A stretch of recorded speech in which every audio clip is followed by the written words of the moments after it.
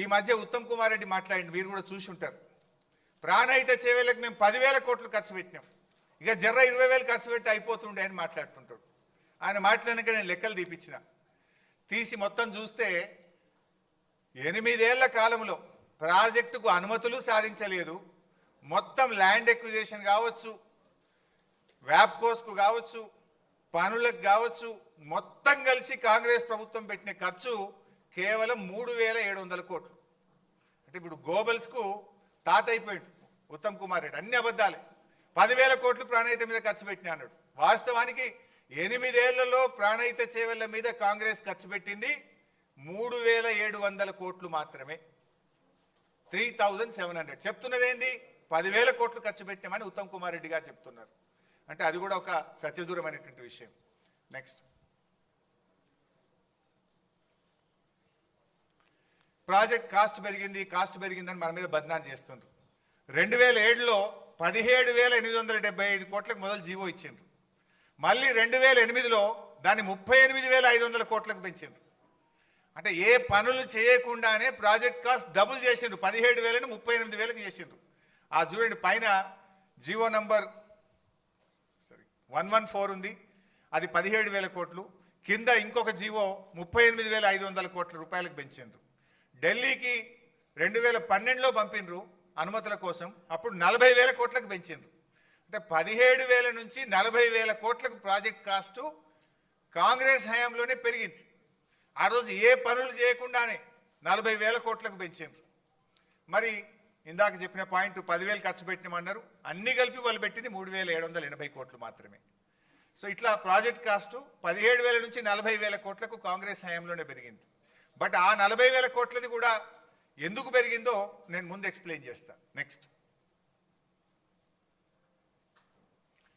So basically ఒక విషయం పదే వస్తుంటుంది బయట. ఏమొస్తుంది?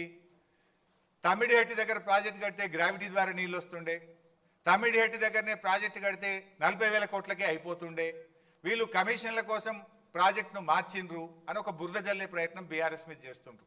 అసలు ఎందుకు మార్చినాం? తమ్మిడిహట్టి దగ్గర మనం ప్రయత్నం చేసినామా లేదా? అసలు తమ్మిడిహట్టి నుంచి మేడిగడ్డకు మార్చాల్సిన అవసరం ఏంటి? ఇది నేను ఫ్యాక్ట్స్తో, ఆధారాలతో సహా ఒక్కసారి మీకు వివరించే ప్రయత్నం చేస్తాను. అసలు ఎందుకు మారాల్సి వచ్చింది?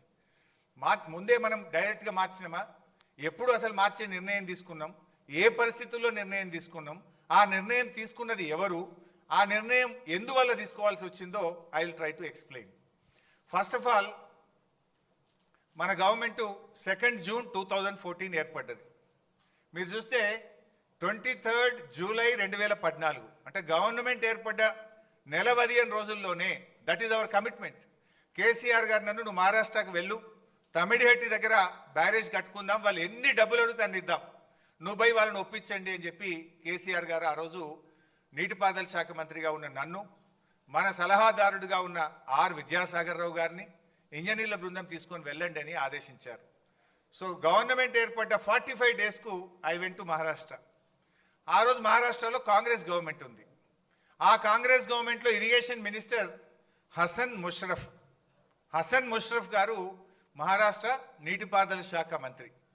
మేము అపాయింట్మెంట్ తీసుకొని ఆయన దగ్గరికి వెళ్ళి కలిసి మాట్లాడి మేము గత ఆంధ్రప్రదేశ్ లాగా మీతో కొట్లాడము, మా ముఖ్యమంత్రి గారు మీకు చెప్పమన్నారు, మీతో కలిసి పనిచేస్తాము, మీకు మా సహకారం అందిస్తాం, మీరు మాకు సహకారం అందించండి, మహారాష్ట్రలో ముంపు గురయ్యే భూమికి మీరు ఏ ధర నిర్ణయిస్తే ఆ ధర, మీరు ఎన్ని పైసలు అడిగితే అన్ని పైసలు ఇస్తాం, మా ఉద్యమమే నీళ్ళ నుంచి పుట్టింది, మా పోరాటమే నీళ్ళ కోసం జరిగింది, మా ప్రాంతంలో రైతుల ఆత్మహత్యలు జరుగుతున్నాయి, మేము తొందరగా ఇది కట్టుకోవాలనుకుంటున్నామని we pleaded them like anything, బతిలాడినాం అన్ని రకాలుగా.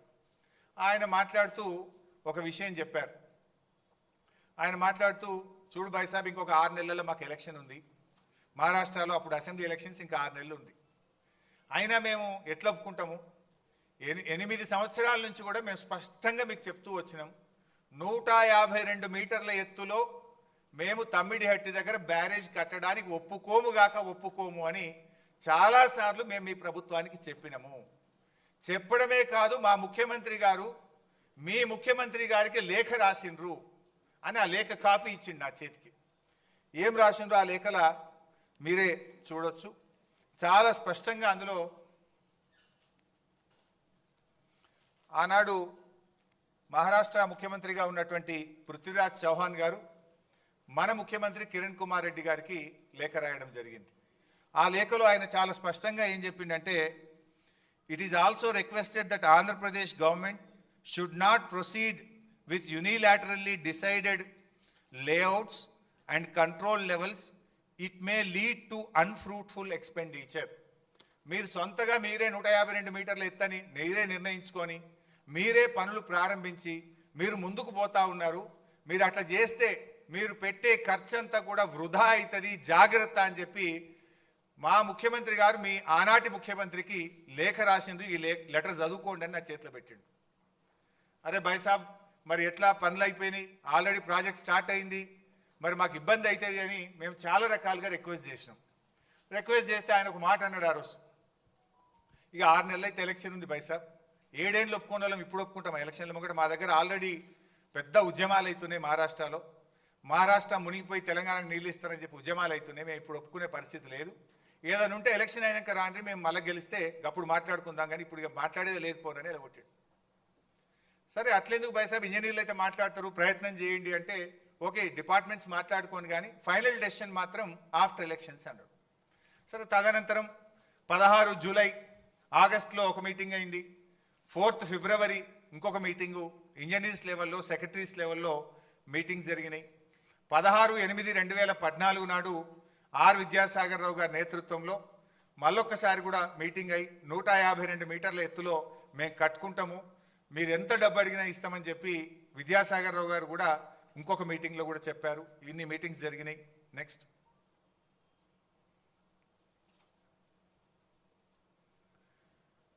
సో ఇట్లా చాలాసార్లు అడిగినాం. ఎప్పుడు అడిగినా కూడా మహారాష్ట్ర నుంచి ఒకటే చెప్పిండ్రు, 152 మీటర్ల ఎత్తులో ఒప్పుకునే ప్రశ్నే లేదు. అవన్నీ మినిట్స్ ఆఫ్ ద మీటింగ్స్ కూడా ఉంటాయి, ప్రతి మీటింగ్ మినిట్స్ కూడా ఉంటాయి. తర్వాత మహారాష్ట్రలో ఎలక్షన్స్ అయింది. దెన్ బీజేపీ గవర్నమెంట్ అధికారంలోకి వచ్చింది. కాంగ్రెస్ ఓడిపోయింది, బీజేపీ గెలిచింది. కొత్త గవర్నమెంట్ రాగానే మళ్ళీ పోయినాం అపాయింట్మెంట్ తీసుకుంటే, అప్పుడు గిరీష్ మహాజన్ గారని ఆంధ్రప్రదేశ్లో మహారాష్ట్రలో బీజేపీ గవర్నమెంట్లో గిరీష్ మహాజన్ గారు నీటిపారుదల శాఖ మంత్రి అయింది.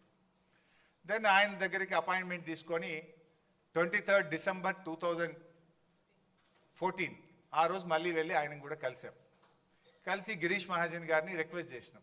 చేస్తే ఆయన అన్నాడు, చూడు భాయ్ సాబ్, ఇది పాలసీ డెసిషను, మంత్రులుగా మనం మాట్లాడుకునేది కాదు.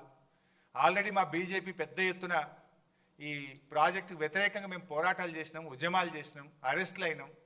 ఇది మన లెవెల్లో అయ్యేది కాదు, బెటర్ ఒకసారి ముఖ్యమంత్రుల లెవెల్లో మాట్లాడితే ఏదైనా పరిష్కారం జరుగుతుందని ఆయన సూచన ఇచ్చింది. దెన్ నేను వచ్చి మన ముఖ్యమంత్రి కేసీఆర్ గారికి విషయం అంతా బ్రీఫ్ చేసినాం. నెక్స్ట్ బ్రీఫ్ చేస్తే కేసీఆర్ గారు స్వయంగా ఆ రోజు మహారాష్ట్రకు వచ్చింది. ఆ డేట్ చూస్తే మీకు గుర్తొస్తుంది, 17th ఫిబ్రవరి 2015. ఆ రోజు కేసీఆర్ గారు బర్త్డే. తన బర్త్డే కూడా పట్టించుకోకుండా, ముఖ్యమంత్రి అయిన తర్వాత జరిగిన ఫస్ట్ బర్త్డే, తన బర్త్డేను కూడా పట్టించుకోకుండా నిజమైన జన్మదినం మహారాష్ట్రను ఒప్పిస్తే నా నిజమైన జన్మదినం అనుకొని బర్త్డే రోజు మహారాష్ట్రకు వచ్చిండు. మహారాష్ట్రకు వచ్చి ఆ రోజు అక్కడ ముఖ్యమంత్రి గారు అదే రోజు అపాయింట్మెంట్ ఇచ్చిండు. ఆయన అపాయింట్మెంట్ ఇచ్చినాడే నా బర్త్డే తర్వాత, కానీ ముందు ఆయన అపాయింట్మెంట్ ఇచ్చిండు, పోదాం పని మమ్మల్ని అందరిని తీసుకొని అటుపోయింది. లక్కీలీ తెలంగాణ బిడ్డ ఆర్ విద్యాసాగర్ రావు గారు, సిహెచ్ విద్యాసాగర్ రావు గారు మహారాష్ట్ర గవర్నర్గా ఉన్నారు. ఆయన ఆశీస్సులు కూడా ఉంటాయి, తెలంగాణ బిడ్డనే ఉన్నాడు కదా అని ఆయనను కూడా బతిలాడి సిహెచ్ విద్యాసాగర్ రావు గారి సమక్షంలోనే కేసీఆర్ గారు మరి మహారాష్ట్ర ముఖ్యమంత్రి ఫడ్నవీస్ గారిని కలిసి రిక్వెస్ట్ చేసినాం. చాలా రిక్వెస్ట్ చేసిన కేసీఆర్ గారు మన తెలంగాణ ఉద్యమ చరిత్ర, మన పోరాటము, తెలంగాణకు ఉమ్మడి ఆంధ్రప్రదేశ్లో జరిగిన అన్యాయము, రైతుల ఆత్మహత్యలు, కరువు, బాధలన్నీ కూడా వివరించి ఈ ప్లీడెడ్ లైక్ ఎనీథింగ్. ఆల్మోస్ట్ 45 నిమిషాలు కేసీఆర్ గారు తన ప్రసంగంలో మహారాష్ట్ర ప్రభుత్వాన్ని, మహారాష్ట్ర ముఖ్యమంత్రి గారిని పలు విధాలుగా కోరడం జరిగింది. అన్నీ విన్న తర్వాత ఫడ్నవీస్ గారు మాట్లాడుతూ, చూడు భాయ్ సాబ్, నేను ఈ ప్రాజెక్టుకు వ్యతిరేకంగా పోరాటం చేసిన, మహారాష్ట్రలో నేను విదర్భ ప్రాంత నాయకుడిని, విదర్భ ప్రాంతం నుంచే ఎమ్మెల్యేగా ఉన్నాను. ఈ ప్రాజెక్టుకు వ్యతిరేకంగా నేను ఉద్యమాలు చేసిన, పాదయాత్రలు చేసిన, నేను అరెస్ట్ అయినటువంటి వ్యక్తిని, పోరాటం చేసిందే నేను. 8 ఏళ్ళు కాంగ్రెస్ వాళ్ళు ఒప్పుకోండి, ఇప్పుడు నేను ఎట్లా ఒప్పుకోగలుగుతా? ఇది సాధ్యమయ్యే పని కాదు, 152 మీటర్ల ఎత్తున నేను ఒప్పుకోనని ఖరాఖండిగా ఆ మీటింగ్లో ఫడ్నవీస్ గారు మనకు స్పష్టంగా చెప్పారు. అప్పుడు ఏం చేయాలి ఒక బాధ్యత అయితే ముఖ్యమంత్రి? మహారాష్ట్రలో కాంగ్రెసు, ఏపీలో కాంగ్రెసు, ఢిల్లీలో కాంగ్రెస్, 3 చోట్ల కాంగ్రెస్ గవర్నమెంట్ ఉండి 8 ఏళ్లలో వాళ్ళు ఒప్పించలేకపోయింది. మనము కాంగ్రెస్ ప్రభుత్వం 6 నెలలు ఉంటే వాళ్ళని బతిలాడినాం, కొత్తగా వచ్చిన బీజేపీ ప్రభుత్వాన్ని బతిలాడినాం, ఇద్దరిని రిక్వెస్ట్ చేసినాం మాకు అవకాశం ఇవ్వండి, మీరు ఎంత డబ్బు అడిగినా ఇస్తాము అని. వాళ్ళు సమస్య లేదు. ఫడ్నవీస్ గారు ఒక మాట అన్నారు, ఇప్పుడు నిన్నటిదాకా కాంగ్రెస్ గవర్నమెంటే ఉండే, వాళ్ళు ఒప్పుకోలేదు, పోరాటం చేసింది నేను, ఇప్పుడు నేను ముఖ్యమంత్రి కాగానే పర్మిషన్ ఇస్తే రాజకీయంగా నాకు ఈ రాష్ట్రంలో ఎంత దుమారం చెలరేగుతుందో ఒక్కసారి ఆలోచించండి. నా జాగలుండి మీరు ఆలోచించండి. ధర్నాలు చేసింది నేను, పాదయాత్రలు చేసింది నేను, అరెస్ట్ అయింది నేను, 8 ఏళ్ళు కాంగ్రెస్ వాడు అనుమతి ఇవ్వలే కానీ బీజేపీ వాడు రాగానే ఇచ్చిందంటే మహారాష్ట్రలో నా పరిస్థితి ఏందో మీరు ఆలోచించండి బైసాబ్, ఇది అయ్యే పని కాదు అని చెప్పారు. వాస్తవానికి విద్యాసాగర్ రావు గారు కూడా చాలా రిక్వెస్ట్ చేశారు, మా తెలంగాణ కరువు ప్రాంతం కొద్దిగా ఆలోచించండి అని. ఒక గవర్నర్గా అక్కడ ముఖ్యమంత్రి గారిని కూడా పాపం ఆయన కూడా కొంత ప్రయత్నం చేశారు ఆ మీటింగ్లో. Because I was present in that meeting. అన్ని రకాలుగా ప్రయత్నం జరిగినా నో అని చెప్పారు.